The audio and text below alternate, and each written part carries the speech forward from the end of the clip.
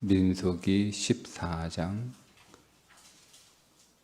1절부터 10절 말씀 보겠습니다. 온 회중이 소리를 높여 부르짖으며 백성이 밤새도록 통곡하였더라.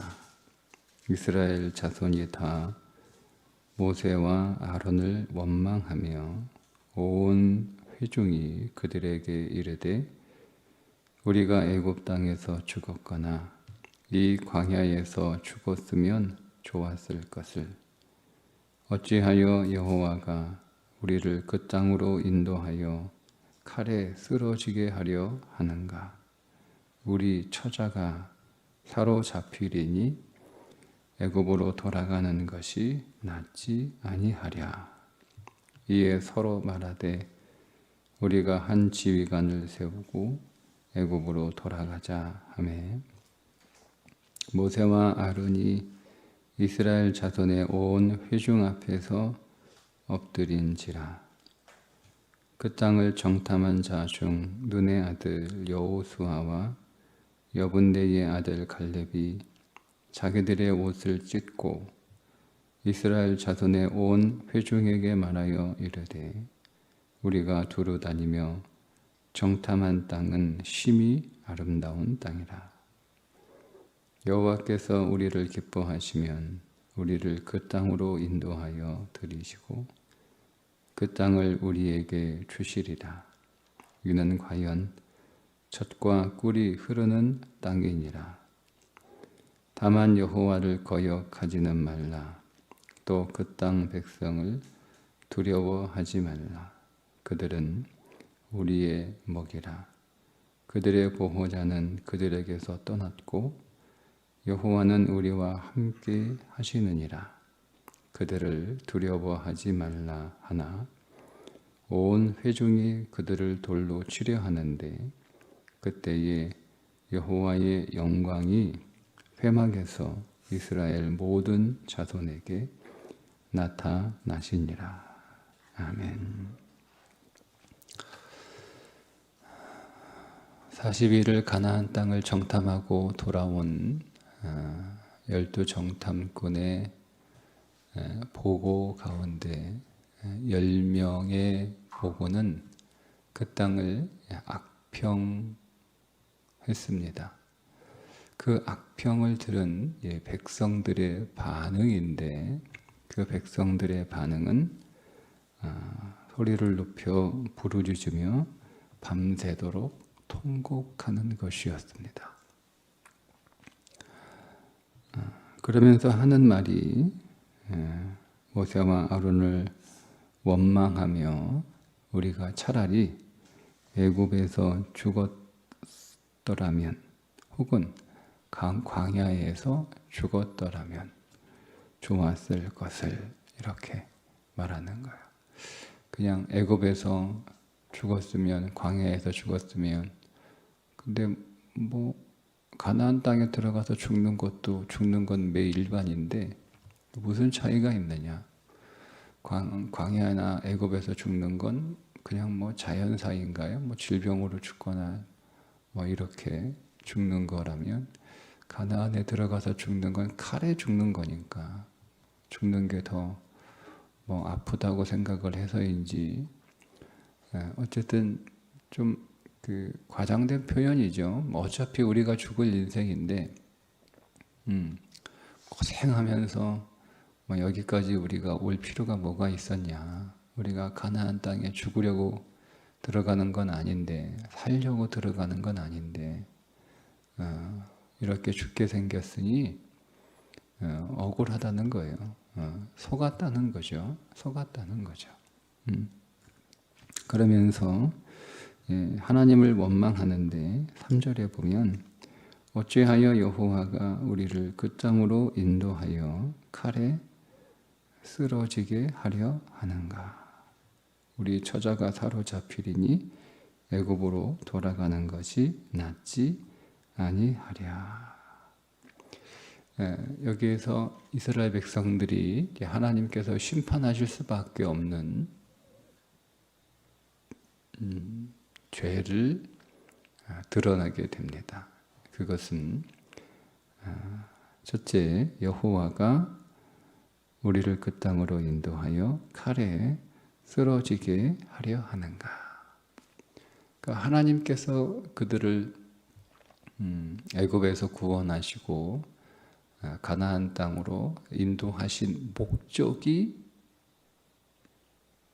자기들을 죽이려고 한 게 목적이라는 거예요. 근데 그렇지 않잖아요. 하나님의 목적은 그들을 하나님의 백성으로 삼아서 가나안 땅에서 하나님의 백성답게 거룩하게 살게 하시려고 그들을 하나님의 백성으로 삼으셨고 그들을 구원하셨고 그들과 시내산에서 하나님의 백성으로서의 언약을 다시 한번 맺으시고 그리고 이제 가나안 땅에 들어가게 하시는 거잖아요. 그런데 그들은 하나님의 의도와 목적을 다르게 이해를 한 거예요. 우리를 죽게 하려고, 우리를 쓰러지게 하려고, 우리를 가나안 땅으로 인도하신다라는 거죠. 이게 그들의 첫 번째 죄예요. 하나님이 왜 우리를 구원하셨는지, 하나님이 여러분을 왜 구원하셨습니까? 하나님이 오늘 우리를 택하시고 부르시고 구원하시고 인도하시는 목적이 무엇인지 모르면 그건 하나님 앞에 엄청난 죄인 거예요. 하나님이 우리를 구원하신 목적이 무엇인지를 우리는 정확히 알아야 되고 그것을 항상 알아야 되는 거예요.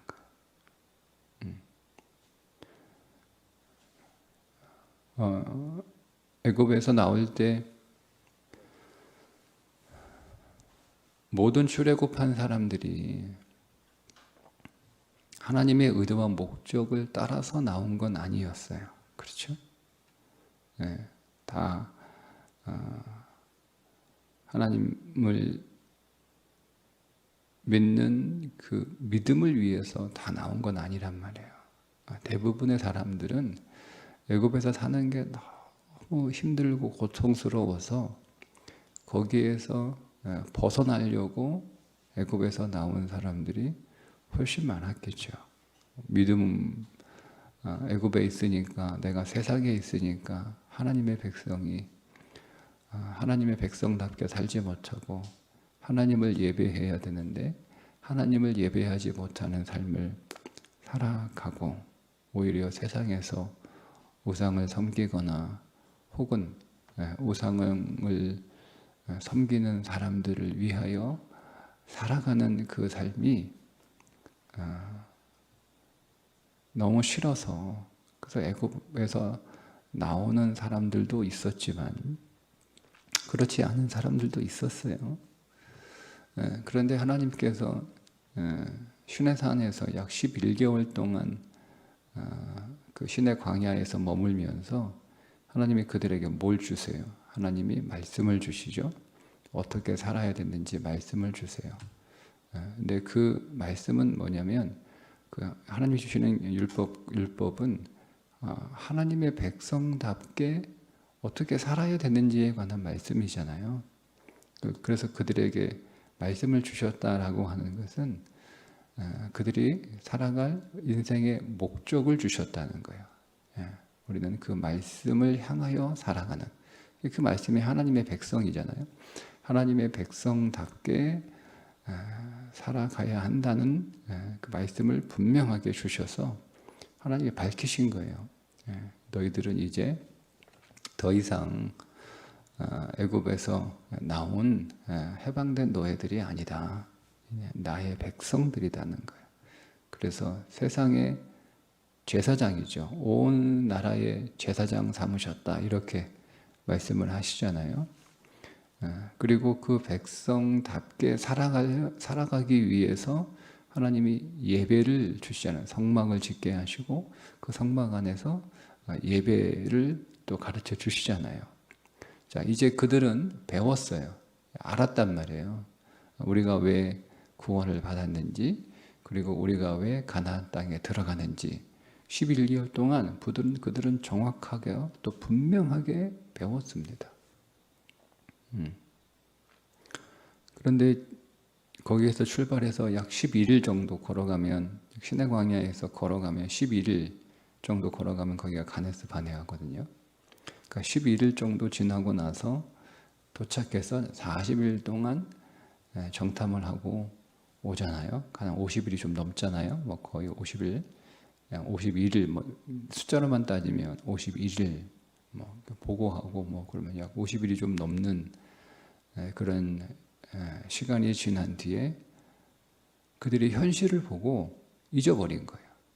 그러니까 그들이 들어가야 될, 그들이 살아가야 될 현실을 보고 하나님께서 그들을 부르신 목적, 하나님이 그들을 인도하시는 목적, 하나님이 그들을 가나안 땅에 들여보내시는 목적, 잊어버린 거예요. 잊어버린 거예요. 여러분, 우리가 교회 나왔을 때는 여러 가지 이유 때문에 나와요. 여러 가지 이유 때문에. 근데 우리가 교회 안에서 말씀을 통해서 하나님을 만나고 또 그 말씀을 통해서 하나님의 뜻을 알고 또 그 말씀을 통해서 오늘 우리가 살아야 될 인생의 목적과 그 우리 인생의 가치가 무엇인지를 우리가 깨닫게 되잖아요. 우리가 그것을 깨닫게 된 이후에 오늘 우리의 삶은 이제 우리가 깨달은 대로, 우리가 알게 된 대로 살아가야 되는데, 근데 우리가 교회 안에서만 살 때는 그것이 우리의 마음속에 늘 있지만 또 우리가 또 세상에서도 살아가잖아요. 그 세상에서 살아갈 때 세상에 있는 오늘 그 이스라엘 백성들 가운데 40명의 사람, 12명의 사람들이 40일 정탐하고 와서 그들이 보았던 것처럼 현실을 보게 되면 우리도 똑같이 잊어버려요. 내가 왜 예수 믿는지, 내가 왜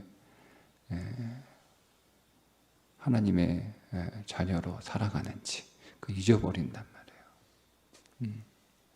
잊어버리게 되면 우리도 이렇게 얘기하는 거예요. 차라리 내가 예수 안 믿었으면 더 편하게 살 텐데. 내가 괜히 예수 믿어가지고 왜 이렇게 힘들게 사나. 근데 그게 오늘 이스라엘 백성들이 하나님을 원망하고 하나님 앞에 불평하는 말인데 그 말이 단순한 말이 아니고 가벼운 말이 아니라는 거예요. 하나님이 그들을 심판하실 수밖에 없었던 그들의 마음이었습니다. 얼마나 여러분 우리가 하나님께서 우리를 구원하신 그 구원의 목적을 잊어버리거나 잃어버린다는 것이 얼마나 우리에게 심각하고 무서운 타격을 주는 것이라는 것을 꼭 기억하실 필요가 있습니다.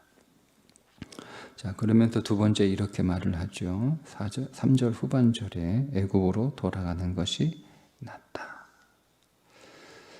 여기서 낫다라는 말은 좋다라는 뜻이거든요. 토부, 선하다라는 뜻이에요. 그러니까 애굽으로 돌아가는 것이 선하다.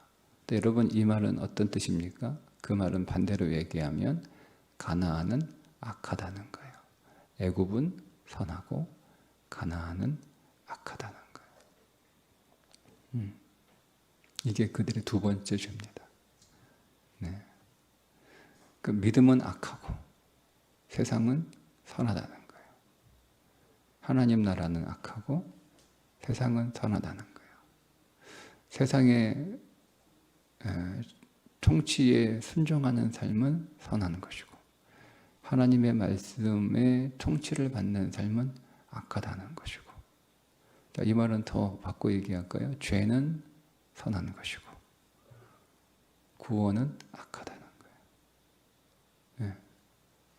그런 의미예요. 네. 그러니까 여러분 오늘 우리의 목적을 잃어버린 것이 얼마나 심각한 거냐.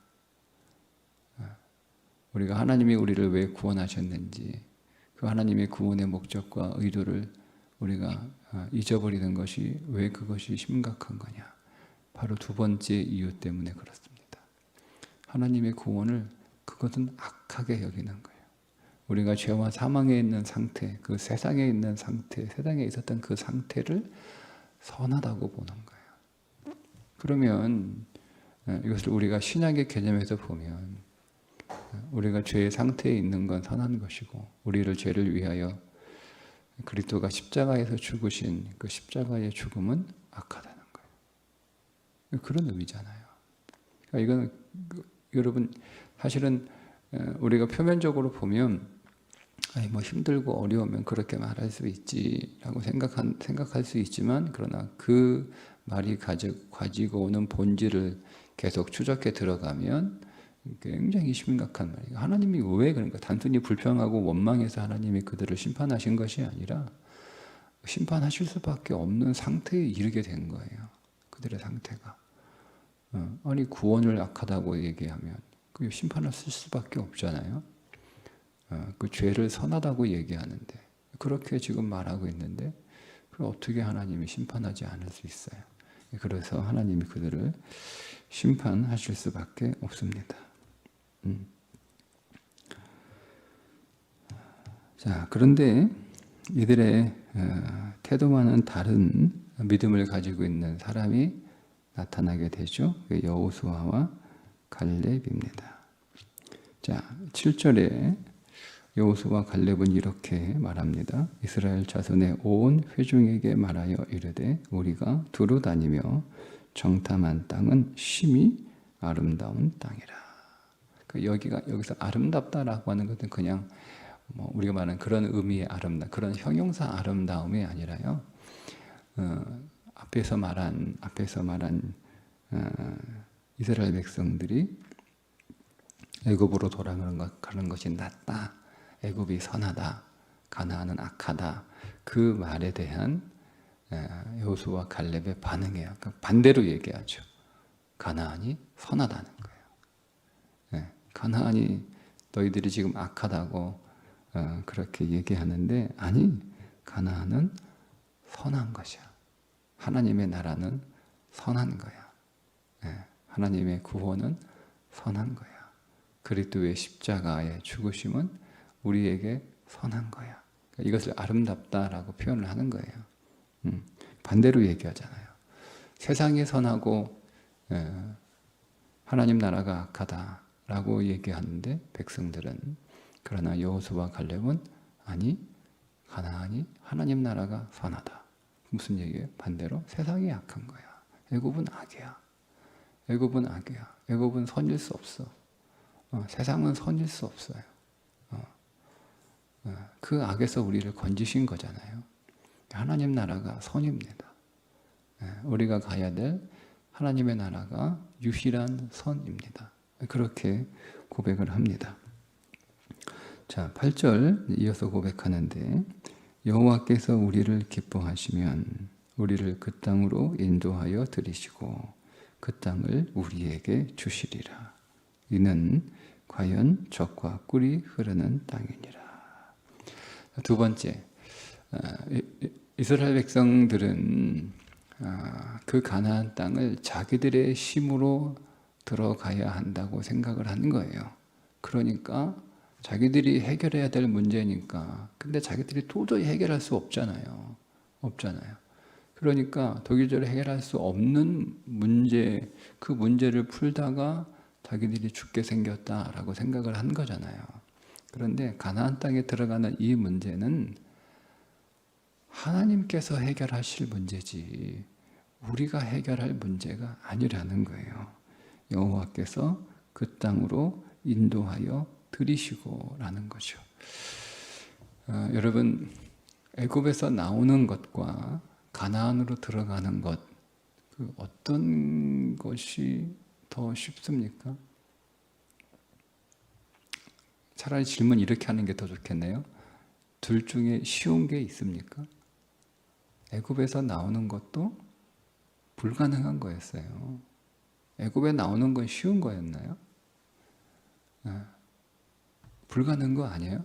그들이 뭐라고 얘기해요? 처음에 모세한테 모세가 바로한테 가서 우리 광야로 가서 하나님 예배하고 오겠다고 해라. 그렇게 얘기하잖아요.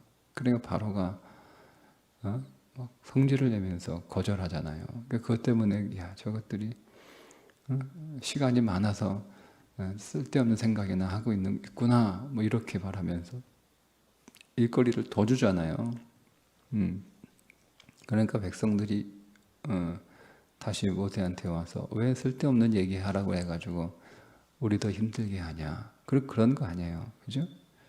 그러니까 애굽에서 나가는 것도 그들에게는 불가능한 일이었고 힘든 일이었고 그 뭐라고 해요? 그들이 죽게 생겼다고 하냐. 죽게 생겼다. 우리 이러다가 다 죽겠다. 우리 일하다가 다 죽겠다. 뭐 이렇게 얘기하잖아요. 근데 여러분 애굽에서 그들이 나올 때 그들이 자신의 힘으로 나온 건 아니에요. 하나님의 온전히 하나님의 구원으로 나온 거잖아요. 홍해 바다를 건너는 것이 쉬웠습니까? 그들이 그 바다 앞에서 우리 다 죽었다 또 원망하잖아요. 뒤에는 애굽의 군사들이 칼 들고 쫓아오지. 앞에는 깊은 홍해가 가로막고 있지. 도관에 든 쥐가 된 셈이잖아요. 그들에게 죽는 것은 이제 기정사실이에요. 시간의 문제이지.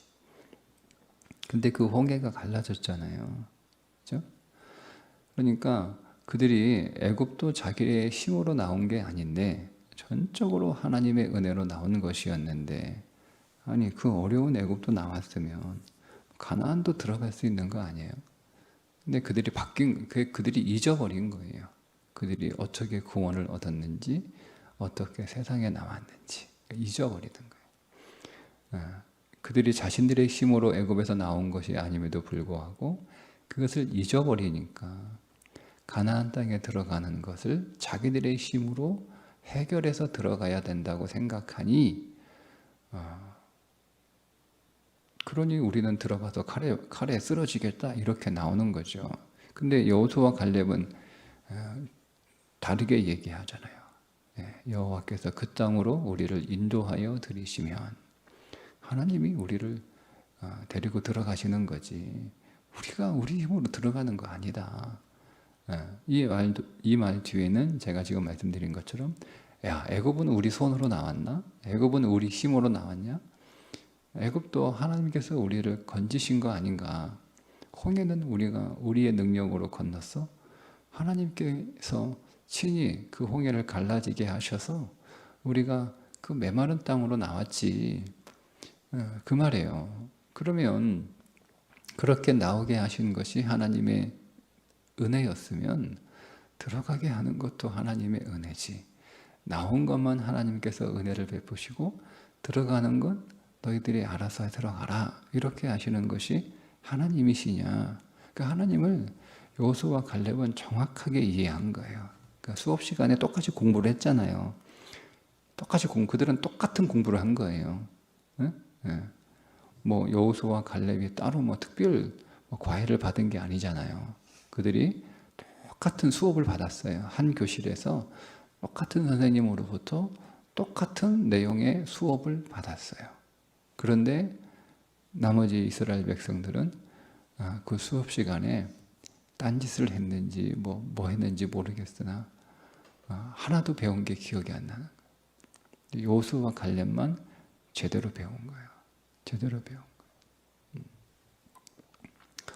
여러분 오늘 우리의 모든 삶은 하나님께서 오늘 우리를 깨우치시는 하나님의 가르치심이에요. 가르치심이에요. 그러니까 우리는 환경이 다르다, 상황이 다르다, 겪는 사건이 다르다 이렇게 생각을 합니다. 그렇지 않습니다. 우리는 이스라엘 백성들처럼 하나님께서 똑같이 가르쳐 주시는 거예요. 똑같이. 거기에서 우리가 어떻게 믿음으로 얼마나 받아들이냐에 따라서 달라지는 거예요. 그러니까 여호수아와 갈렙은 그 수업 시간에 졸지 않고 하나님의 말씀에 경청하여 하나님의 뜻이 무엇인지를 잘 듣고 그래서 깨달은 거예요. 우리가 애굽에서 하나님의 은혜로 나왔지. 우리가 홍해를 하나님의 은혜로 건넜지. 우리가 광야를 하나님의 은혜로 지나왔지. 다 하나님이 하셨네. 우리가 여기서 12일 동안 시내 광야에서 가네스까지 오는 동안에도 하나님이, 거기서도 죄가 있었잖아요. 그래도 하나님이 우리를 인도하고 계시지. 이렇게 깨달았어요. 그러면 저 가나안 땅 들어가는 것도 하나님이 들어가게 하시는 거지. 하나님에 관하여 그들은 하나님은 우리에게 무엇을 깨우치시냐면, 잘 아세요? 하나님은 하나님이 어떤 분이신지를 가르쳐 주시는 거예요. 네? 하나님이 우리에게 주시는 모든 교훈은 하나님이 어떤 분이신지를 깨닫게 해주시는 거예요. 그러니까 우리는 하나님이 어떤 분인지를 깨닫는 거예요. 우리의 모든 삶을 통해서 우리가 알아야 될 것, 경험하고 깨달아야 되는 건 하나님이 어떤 분인지를 경험하고 하나님이 어떤 분인지를 깨닫는 거예요. 그래서 하나님을 안다라고 하는, 하나님을 알라라고 하는 말이 성경에서 계속 반복이 돼요. 반복이 돼요. 그리고 그들이 범죄하여 하나님을 떠났을 때 하시는 말씀이 뭐예요? 너희가 나를 모른다는 거예요. 하나님을 모르는 거예요. 여러분, 오늘 우리의 인생에 부유함은 하나님을 아는 부유함이고, 우리 인생의 가난함은 하나님을 모르는 가난함입니다. 우리는 다른 것으로 그 부유함과 가난함을 보잖아요. 능력의 부유함, 혹은 재물의 부유함, 혹은 재주의 부유함, 우리가 이런 거 본단 말이에요. 우리의 부유함은 오직 하나, 하나님을 아는 거예요. 그래서 바울이 뭐라 그래요? 그리스도를 아는 것을 가장 고상한 것으로 여겨. 그게 가장 큰 능력이고 부유함인 줄 믿습니다. 우린 더 그래서 그리스도를 아는 일에 힘써야 되는 거예요. 그러니까 하나님이 우리를 인도하셔. 말씀해요. 자, 세 번째 고백합니다. 9절에 다만 여호와를 거역하지 마라. 거역한다라고 하는 말은 어떤 뜻이냐면요, 개인과 개인 사이에 어떤 약속이나 어떤 계약을 깨트린다 이런 뜻이 아니고요, 국가와 국가 사이에, 특별히 종주국과 예속된 나라 사이의 계약이에요. 그 약속이에요. 그래서 이 예속된 나라가 종주국과 맺었던 그 약속을 깨트리지 마라 이런 뜻이에요. 이게 거역하지 말라는 거예요. 하나님과 오늘 우리 사이에 약속을 맺었잖아요. 그것이 시작은 아브라함과 맺은 언약이고, 두 번째 약속은 신안에서 맺은 신의 언약이에요. 하나님과 우리 사이에 약속을 맺은 거예요. 그거 깨트리지 말라는 거예요. 그거 거역하지 말라는 거예요. 그러니까 여러분, 이스라엘 백성들에 있어서 그들의 삶에서 가장 중요한 건 뭐였어요? 그들이 죽고 사는 문제였어요. 근데 지금 여호수아와 갈렙에게 가장 중요한 문제는 뭐였어요? 하나님과의 약속을 지키냐 지키지 못하느냐의 문제였어요. 그러니까 인생이 다른 거예요. 그러니까 우리가 우리 인생에서 가장 중요한 게 뭐냐? 내가 사느냐 죽느냐의 문제, 내가 잘 사냐 못 사냐의 문제, 이것이 제일 중요한 문제였던 것이 이 하나님 앞에 원망하는 이스라엘 백성들이고, 여호수아와 갈렙에 있어서 인생에서 가장 중요한 건 내가 믿음대로 사느냐 믿음대로 못 사느냐 이거예요. 그게 다른 거예요. 완전히 삶을 바라보는, 삶을 대하는 태도가 완전히 다른 거예요. 그걸 믿음이라고 하는 거예요. 믿음. 그러니까 지금 우리는 여호수아와 갈렙의 믿음을 지금, 가나안에 들어갈 수 있는 믿음이 어떤 믿음인지를 지금 하나씩 보고 있습니다. 그들에게 네 번째 믿음은 뭐냐면 그 땅 백성을 두려워하지 말라.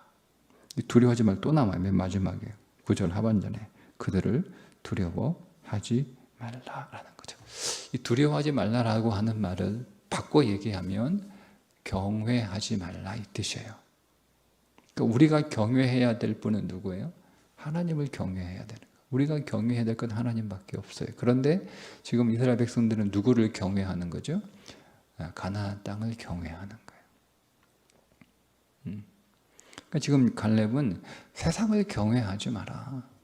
이게 두려워한다는 말이 무서워한다 여러분 이런 뜻의 의미가 아니라 경외하는 거예요.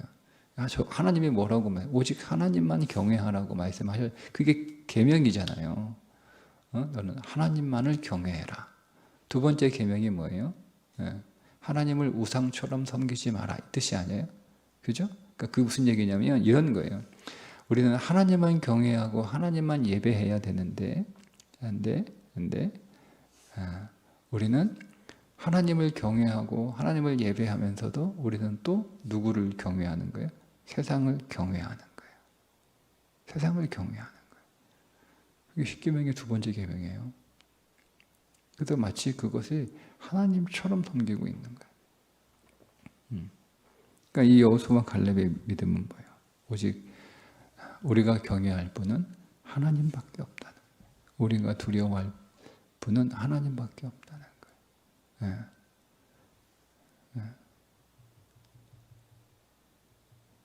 우리의 육신에 관한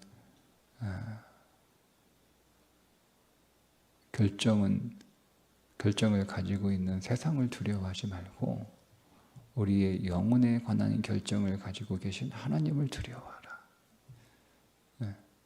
그러니까 여러분 우리가 정말 두려워해야 될 건 말씀드린 것처럼 우리가 죽고 사는 문제가 아니에요.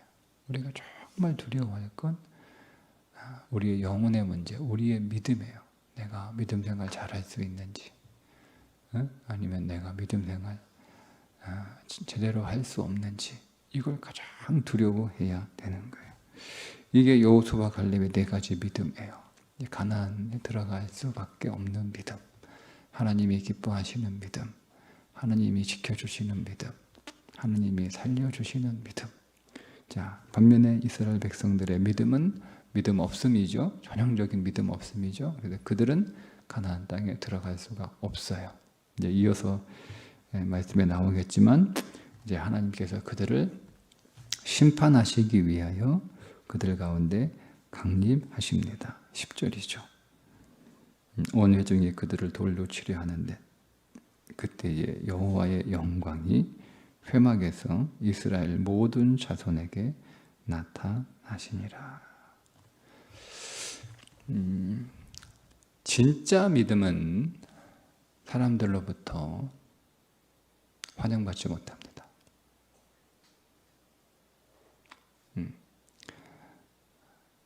10명의 악평을 사람들이 환영하죠. 여러분 이게 보이십니까? 10명의 악평을 사람들이 환영합니다. 2명의 믿음을 사람들이 돌로 치려고 합니다. 진짜 믿음은 환영받지 못합니다. 네.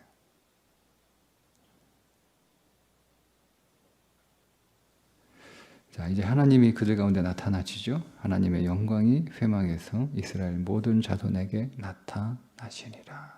하나님이 왜 오시는 거예요? 심판하러 오십니다. 하나님이 그들을 복주시려고 오시는 게 아니라 이번에 하나님은 심판하시기 위하여 오십니다. 그리고 이제 11절부터 하나님의 심판에 관한 내용이 이어지게 되는데 그건 내일 보도록 하겠습니다. 오늘 우리의 삶이 믿음의 삶이 되기를 축복합니다. 불신과 불평과 믿음 없는 삶을 여러분 벗어나시고 그것을 버리시고 그것에서 탈출하십시오. 우리는 더 믿음 안으로 들어가시기 바랍니다. 오늘 여호수아와 갈렙의 이 네 가지 믿음을 다시 한번 우리 마음에 새기고 오늘도 그 믿음으로 살아가시기를 주님의 이름으로 축복합니다. 기도하겠습니다. 하나님 아버지, 오늘도 믿음으로 고백하게 하시고 믿음으로 선포하게 하시고 믿음으로 기도하게 하시고 믿음으로 바라보게 하시고 믿음으로 주께로 더 가까이 나아가는 하루가 되게 하여 주옵소서. 예수님의 이름으로 기도드리옵나이다. 아멘.